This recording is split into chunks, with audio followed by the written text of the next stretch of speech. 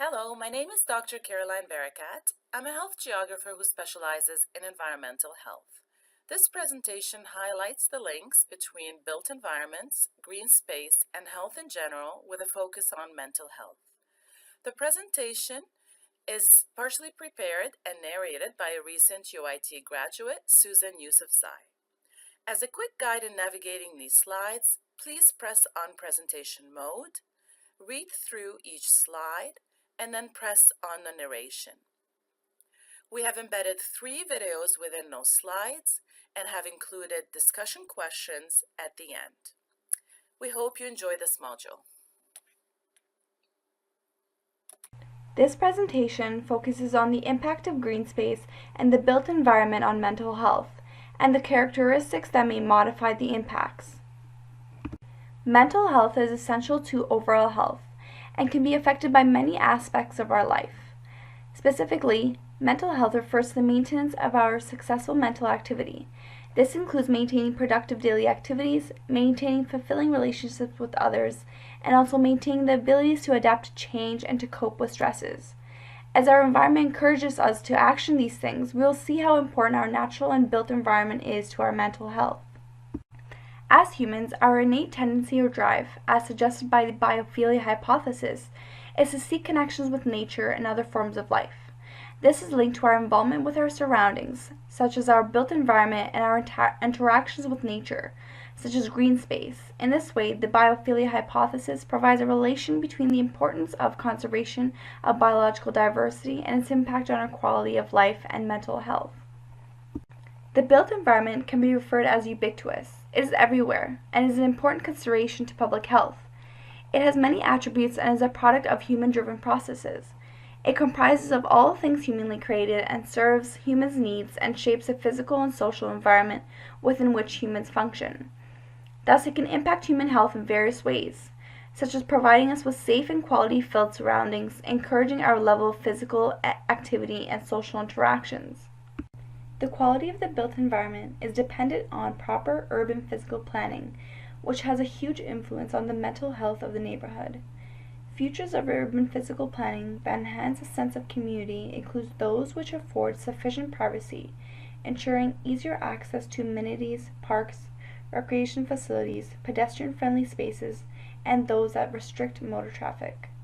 Residents who are continuously exposed to poor external environment characteristics are likely to experience psychosocial stress, which is likely to increase their likelihood of developing mental disorders. Poor urban planning and inadequate housing are associated with mental health problems such as anxiety, depression, substance abuse, and aggressive behavior. The quality of green space in the neighborhood is also important due to promoting social interaction and places for exercise and relaxation. The built environment, which is perceived unsafe or poorly maintained, has been associated with poor self-reported health, neighborhood dissatisfaction, exclusion, stress, and poor mental health. The inclusion of green space in urban areas is essential and is associated with lower mortality rates and better self-perceived health. Green space refers to the open and natural landscapes that can positively affect cognitive functioning and mental health by providing the experience and opportunities for social interaction, physical activity, relaxation, and auditory pleasure. Thus, it is very important to maintain as the world continues to urbanize and as cities grow larger. This short video shows the importance and the various benefits associated with the inclusion of green spaces in the community and the values it adds to cities and individuals. Based on research, some of these specific features that modify the impact of green space on health outcomes are safety, good maintenance, interesting features such as variety of plant species, and inclusiveness. In terms of psychosocial stress, several studies found that perceptions of green space quality was even more important than green space quantity. Contact with green spaces provides various mental and physical health benefits, such as opportunities for social interactions and increased social cohesion, increased physical activity, and stress reduction. Aside from individual benefits, green space such as vegetation may buffer exposure to air pollution by acting as a filter and removing ozone, particulate matter, nitrogen dioxide, sulfur dioxide, and carbon monoxide from the air. All these factors contribute to positive alterations to overall health and well-being. Here are some great findings that research has gathered in terms of the significant benefits green space can specifically have on mental health. Did you know that if you have green space within 1 kilometer of your home, you're 30% less likely to suffer from anxiety and 20% less likely to suffer from depression?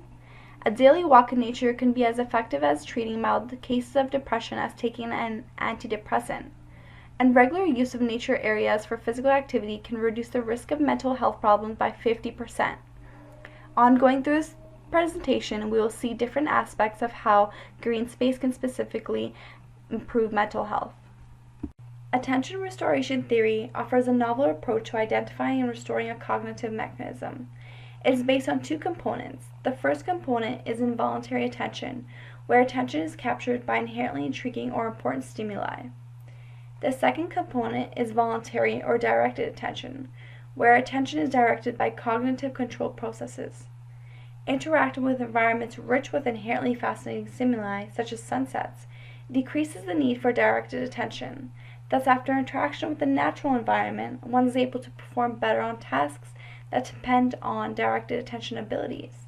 On the other hand, urban environments contain bottom-up stimulation that requires our directed attention to overcome stimulation and respond to things like car horns and avoiding traffic, thus making urban environments less restorative on our cognitive skills.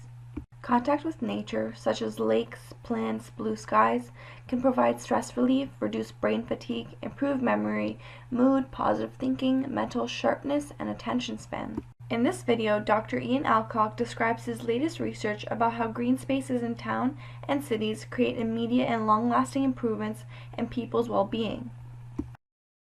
Let's review. How many of the following are true?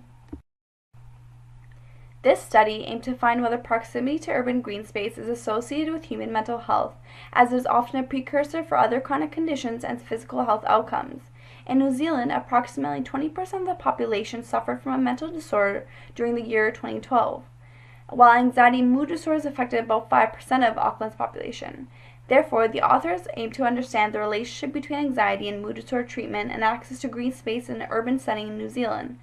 Higher proportions of surrounding green space in the broader neighborhood and decreased distance to usable green space were associated with 3% lower anxiety and mood disorder treatments. This was associated with larger green spaces that provide restorative effects through visualization of green space, and areas located near usable green space features in terms of travel distance through a road network, both lowering anxiety and mood disorder treatment counts. In comparison to the previous study, these findings are based on self-perceived health rather than actual medical and controlled treatment of people living with a greener environment within a 1 kilometer or 3 kilometer radius.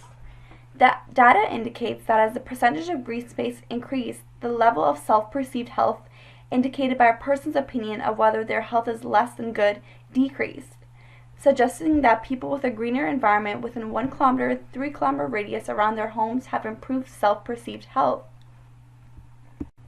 In this study, the role of urban parks in improving public health was analyzed in context of urban design in a developing country. A questionnaire survey was conducted to investigate respondents' physical activity status and its relationship with urban parks in Beijing, China. The impact of different activities engaged in during park use on positive mental health was examined. Park users were more active than park non-users in every form of physical activity. Physical activity and nature interaction in parks were significantly correlated with multiple mental health benefits such as self-confidence, mood restoration, and relaxation. In this video, many experts and researchers from the health sector come together at a green space conference to reveal exactly how important parks and green spaces are to the health of the public. It is very important to support and allow children to explore and play in the outdoors. Research shows that kids who spend regular time in nature are happier and healthier. With too many regulations and fear of safety, over-structured routines, and time spent on electronic media, some of the main inhibitors to outdoor play, these could have a negative impact on the future generations of young people. Thus, it is essential to allow children to explore the nature and learn their own way in order to demonstrate resilience and develop skills for dealing with stress later in life. The Ontario Children's Outdoor Charter aims to get children outside to discover the wonders of nature and expand their imagination, and it emphasizes on how essential it is for children development. The classroom environment is very essential and beneficial to child development. However, the environment of school grounds, such as parks and open spaces, give children a chance to learn without involving adults. Undirected play encourages children to work in groups and to share and resolve their own conflicts and form self-advocacy skills. The outdoors is unique in how it possesses so many rich features and spatiality that engages young children to learn. From a very early age, children are curious about nature. Thus, by closely exploring their own outdoor space, they develop a broader sense of connection to the world. In this way, the way we interact and learn the environment around us as young children has a profound and influential effect on our mental health and behavior throughout our lives.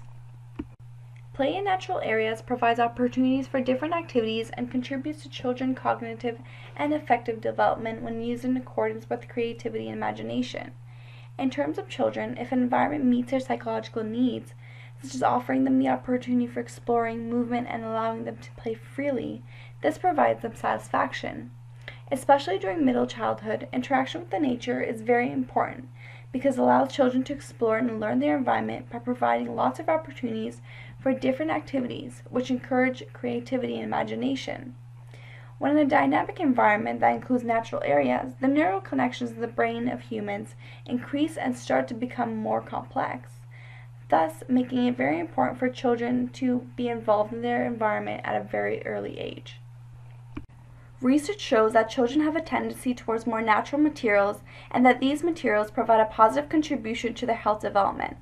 Children need to be involved in the decisions about their play space and its components. These include fixed components, such as insect trails, paths, and hills, and movable natural components, such as trees, water, and mud. If a play environment contains complexity, diversity, and richness, it continues to attract children's attention over time, encouraging children to be involved in their environment and helping them to lead a healthier and positive future.